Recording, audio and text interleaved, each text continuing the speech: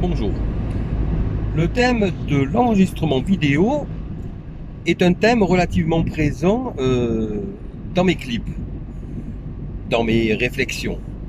Et en fait, c'est parce que on imagine toujours que enregistrer une vidéo est quelque chose de simple, qu'il suffit de se mettre face à son téléphone ou sa caméra vidéo pour ceux qui en ont une et d'appuyer sur enregistrer et que voilà, ça se fait tout seul. Alors, en réalité, c'est aussi simpliste de penser ça que de penser que pour écrire un livre, il suffit de prendre des feuilles, un stylo et d'écrire. Voilà, c'est aussi simpliste. Parce qu'en réalité, lorsque les choses paraissent simples, en fait, c'est qu'elles ont été longuement mûries, qu'elles ont été longuement réfléchies. Alors, je pense à certains auteurs comme Musso, par exemple, qui a un style simple, certains diront simpliste, ce qui lui donne une audience auprès de personnes qui n'ont pas forcément de grande facilité a priori pour lire, eh bien cet auteur a un énorme mérite, l'énorme mérite de réussir à faire simple quelque chose de compliqué. Écrire n'est pas simple, écrire est compliqué. Et ce qui est compliqué, c'est de faire simple et donner l'impression que ça va tout seul. Eh bien c'est la même chose pour une vidéo. Une vidéo, c'est quelque chose qui se réfléchit. On ne dit pas n'importe quoi. Sauf que lorsqu'on ne fait pas de montage, comme je le fais pour ma part, eh bien, c'est compliqué de s'exprimer clairement, d'avoir un discours qui se tient, qui n'est pas décousu, dans un bon français, en ayant les idées qui se suivent, sans se louper. C'est compliqué, faut le dire, c'est pas facile. Et donc, ça demande une grande réflexion de savoir comment s'y prendre. Alors, pourquoi est-ce que je mets ces vidéos en ligne? En fait, c'est parce que je pense que le phénomène de l'enregistrement de vidéos que l'on laisse à notre postérité, chacun, est un phénomène relativement nouveau du fait surtout de l'évolution technologique des téléphones qui le permettent. Et que comme je me suis posé la question de savoir comment m'y prendre, et bien d'autres doivent le faire. Alors moi j'ai un avantage, je dirais, c'est qu'étant universitaire en lettres, j'ai déjà la notion de la conception du message que l'on transmet, que ce soit à l'écrit, aussi bien qu'à l'oral, lorsque l'on enseigne. On est bien obligé, face à des étudiants ou à des élèves, de structurer sa pensée, à structurer son cours et à s'exprimer, de même qu'à l'écrit. Lorsqu'on écrit quelque chose, on apprend, on enseigne comment structurer sa pensée, etc., comment la formuler. Donc, j'ai déjà, moi, cet acquis, et j'utilise cet acquis pour essayer d'utiliser cette nouvelle technologie, qui est nouvelle dans le sens où le téléphone est maintenant le téléphone portable qui permet de faire des vidéos de belle qualité, quelque chose de relativement récent à l'échelle de la, je dirais à l'échelle de la décennie. C'est voilà, c'est ce qu'on peut appeler quelque chose de récent. Et que donc, si pour moi ce n'est pas simple, eh bien je me dis que ça doit être aussi relativement compliqué pour un certain nombre de gens. Et c'est pour ça que donc je dédie ces quelques vidéos à la conception de vidéos pour les personnes qui ont envie de délivrer un message, que ce soit à des inconnus, que ce soit à leur famille, à leurs amis, peu importe.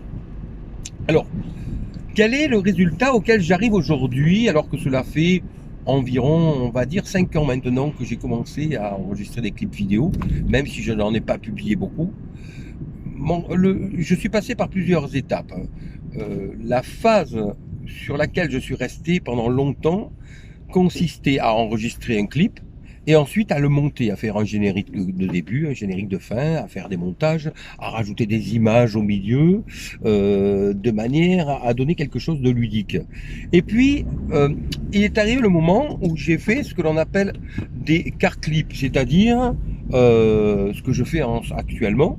Là en voiture, je mets mon téléphone à un support, une ventouse qui est fixée donc tout simplement sur le pare-brise de ma voiture. Et alors que je suis en train de conduire et donc je regarde devant moi, eh bien je parle exactement comme si je parlais à quelqu'un qui est à côté de moi. Et ce qui est intéressant, c'est que je ne suis pas là bloqué sur l'œil de mon téléphone, puisque je dois faire attention à ma route. Et donc, j'ai remarqué que j'avais un discours beaucoup plus spontané quand je faisais procéder de cette manière, parce que finalement j'ai la même manière de m'exprimer que lorsque je parle à quelqu'un qui est dans la voiture avec moi. Je me suis dit que c'était quelque chose de pas mal, et c'est pour ça que j'ai commencé à cette époque-là, il y a quelques années, à enregistrer des clips dont certains sont publiés déjà sur YouTube depuis environ 2 ans. Mais j'en ai publié très peu parce que je me suis heurté donc au problème du montage. C'est-à-dire que j'ai eu l'impression qu'il était meilleur de donner quelque chose de belle qualité. Alors, bien sûr, c'est légitime de vouloir donner quelque chose de beau. Le problème, c'est que ça prend tellement de temps qu'on va mettre 10 minutes, par exemple, pour enregistrer une vidéo, et ensuite, ça va nous demander 10 heures pour faire le montage. Si on veut bien faire les choses, il y a des recherches à faire, ça demande énormément de temps, même si en théorie, on va mettre 2 heures. Mais ça, c'est de la théorie. Hein. Si on fait quelque chose de bien, ça demande beaucoup plus de temps. Donc, les pensées que vous avez pu voir, donc de la première à la 17e environ, ce sont la plupart, bon, certaines sont de simples car clips comme je le fais maintenant. Il y en a certaines d'ailleurs que j'ai fait au tout début alors qu'il neigeait, on s'en rappelle. Pour cela, ça allait, mais dès l'instant où j'ai commencé à faire des montages, c'est devenu un casse-tête, dans le sens où ça me prenait beaucoup trop de temps. Et donc c'est ce qui fait que je me suis un petit peu arrêté, puis j'ai réfléchi. Ça a permis de mûrir le système. Et je me suis dit que finalement, j'avais intérêt à respecter 2 étapes. Première étape, c'est enregistrer une vidéo, comme je le fais là, dans un cadre choisi, donc par exemple en voiture, ou à mon bureau, ou ailleurs, et de la livrer telle quelle au public, si on désire que cette vidéo soit publique. Et ensuite, dans un deuxième temps, cette vidéo peut être reprise et peut être montée, ce qui permet d'avoir 2 versions finalement de la même vidéo. L'avantage est de pouvoir se dire que l'on fait des vidéos rapidement, à la volée, d'une qualité correcte, puisque le matériel permet maintenant de le faire, puisque la maturité du système permet de se dire que l'on se met, comme là je le fais en voiture, dans un contexte qui est correct. Donc ça permet de faire une vidéo rapide, de dire quelque chose à la volée quand c'est là, de le livrer immédiatement, en se disant que par la suite on peut le reprendre pour faire un montage. Alors je pense en particulier en ce qui concerne le montage, pour ce qui me concerne, faisant des vidéos de drone qui à mon avis donnent une idée de hauteur, c'est ce que j'ai cherché à faire, de hauteur et de beauté. Eh bien j'ai dans l'idée de mélanger les 2 vidéos, c'est-à-dire de cette vidéo que je suis en train de faire, que je vais publier comme ça dans un premier temps, par la suite en faire une petite pastille qui sera en haut à gauche par exemple, ou en haut à droite d'une belle vidéo de drone qui attire l'œil, qui fait rêver et qui permet d'avoir une perception différente du message que je suis en train de délivrer et que je serai en train de délivrer dans cette petite pastille. Voilà, donc ça c'est une formule mûrie qui m'a demandé, je dirais, 5 ans de réflexion, de maturité, d'essai, de test. Alors je ne dis pas que cette formule sera bonne pour tout le monde, hein, mais je pense qu'elle peut aider beaucoup d'entre vous qui avez comme moi l'idée de laisser quelque chose à vos enfants, à vos amis et au reste du monde. Alors, cette formule est une formule. Alors il y en a bien d'autres, j'ai regardé sur internet, la plupart du temps ce que l'on trouve le plus souvent quand on a quelque chose de travaillé, c'est une image de début qui est toujours la même, plus ou moins, qui donne un générique de début qui est beau, qui fait que l'avantage c'est qu'on reconnaît immédiatement la personne qui va parler. Donc on sait si c'est quelque chose qui nous plaît, on va le suivre, ou si c'est quelque chose qui nous plaît pas, que l'on va zapper. C'est l'avantage. Lorsqu'on ne fait pas ce générique, par contre, on peut très bien se retrouver, comme moi je le fais, avec toujours la même personne, donc la même image de début. Mais il faut savoir aussi qu'avec YouTube, par exemple, on peut choisir une image de début qui sera toujours la même sans que ce soit la première image de la vidéo que l'on fait. Donc voilà, il y a plusieurs possibilités qui sont envisageables.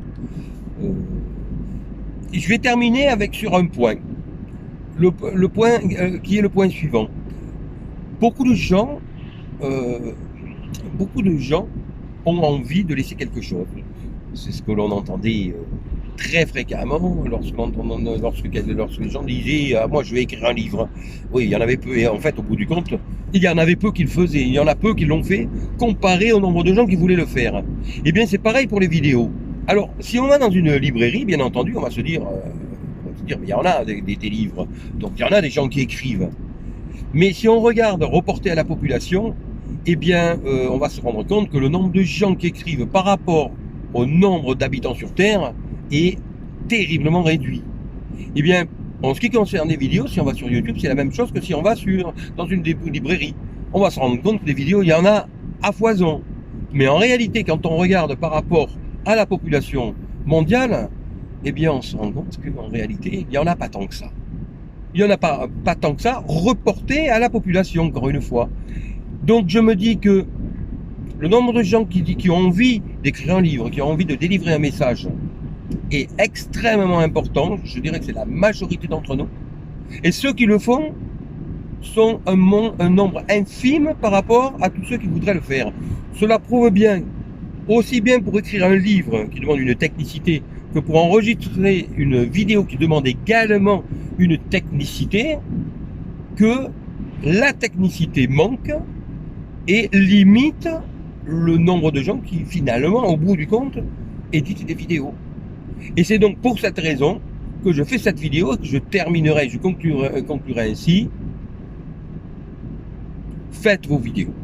Voilà, éditez vos vidéos, enregistrez-les dans un premier temps, enregistrez-les, vous choisissez un cadre qui est beau, vous faites attention à ce que vous dites, de manière à ne pas dire trop de bêtises, de manière à donner une image de vous qui correspond à l'image que vous voulez que l'on ait de vous. Je fais allusion au niveau de langue. Si vous voulez que l'on ait la vision de vous de quelqu'un qui parle correctement, eh bien il faut que vous parliez correctement dans vos vidéos, bien entendu.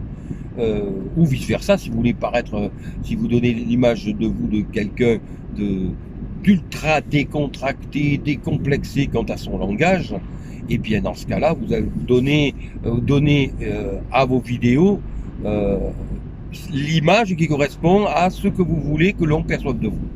Mais enregistrez vos vidéos, parce que si vous ne le faites pas, le temps passe, et lorsque vous ne l'aurez pas fait, eh bien tout ce qui n'est pas fait ne sera pas fait et ce sera perdu. Et lorsqu'à un certain moment donné, vous avez envie de dire quelque chose, parfois même à certaines personnes uniquement, et bien si vous ne le faites pas, c'est fini, c'est passé. Et après, vous savez que vous aviez quelque chose à dire et que vous ne l'avez pas dit. Et ça, c'est dommage. Alors, en ce qui concerne les vidéos YouTube, il faut savoir que vous n'êtes pas obligé de les rendre publiques. Vous pouvez les rendre privées et les partager qu'à certaines personnes. Vous pouvez donc choisir un endroit où vous avez soit des vidéos qui sont recensées, soit d'autres qui ne le sont pas, qui sont publiques, et d'autres qui sont privées. Donc vous pouvez très bien faire des vidéos qui sont à un usage exclusivement personnel, comme je le fais la plupart du temps, et ensuite choisir soit de les partager à certaines personnes, ce que je fais aussi très souvent, soit à un moment donné de les rendre publics si vous considérez que ces vidéos peuvent être rendues publiques. Mais faites-le, encore une fois, faites-le, et pensez donc à ce que je viens de dire dans cette vidéo. Faites-le dans un premier temps de manière très spontanée, en les laissant privés, en ne les publiant pas, puis vous les regardez, puis vous vous demandez si vous avez envie de les partager à quelques personnes, et enfin, finalement, vous voyez si vous pouvez les rendre publics comme ça, ou si vous avez envie de faire un montage avant de les rendre publics. Mais faites-le. Voilà le message que je tenais à délivrer dans cette vidéo, qui sera donc la pensée numéro 20. Comme le veut la formule consacrée, si vous aimez cette vidéo, pensez à vous abonner et à cliquer sur le petit bouton s'abonner que vous avez donc à votre gauche. Et sinon, je mets également en lien une belle vidéo que j'ai faite, que vous avez en lien ici à droite, donc à Notre-Dame-des-Anges. Je vous remercie.